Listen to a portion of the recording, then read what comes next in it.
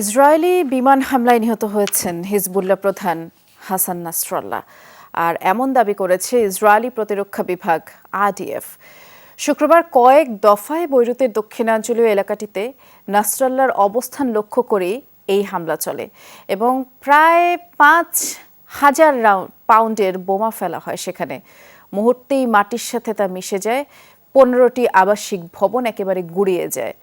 ধ্বংসস্তূপের নিচ থেকে উদ্ধার করা হয় 8 জনের মরদেহ। প্রাণ যায় হিজবুল্লাহ প্রধানের মেয়ে জয়নাবেরও। সর্বাধুনিক প্রযুক্তি ও সেরা মানের উপাদানে তৈরি আরএফএল চেয়ার, ক্ষমতার নয় সমতার চেয়ার।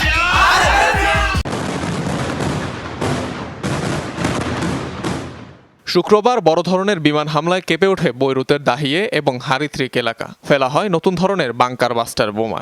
5,000 পাউন্ডের এই বোমার আঘাতে পুরোপুরি মাটিতে মিশে যায় ডজনখানেক আবাসিক ভবন। ইসরায়েলি বাহিনীর দাবি, হামলা লক্ষ্য ছিল হিজবুল্লাহর মূল হেডকোয়ার্টার। টার্গেট ছিলেন হিজবুল্লাহ প্রধান হাসান নাসরাল্লাহ। হামলায় প্রাণ গেছে তার, দাবি তেল আবিবের। হিজবুল্লাহর সক্ষমতা আর তাদের কমান্ডারদের নিশ্চিহ্ন করতে ইসরায়েলি বাহিনী তাদের হেডকোয়ার্টার লক্ষ্য করে হামলা চালিয়েছে, যেটি দক্ষিণ লেবাননের আবাসিক এলাকায় অবস্থিত। আমাদের এই হামলা নির্ভুল ও সুনির্দিষ্ট ছিল। ভয়াবহ এই হামলায় প্রাণ গেছে হিজবুল্লাহ প্রধানের মেয়ে জয়নব নাসরাল্লাহ। শুরু থেকেই গোষ্ঠীটির প্রতি অকুণ্ঠ সমর্থন ছিল যার।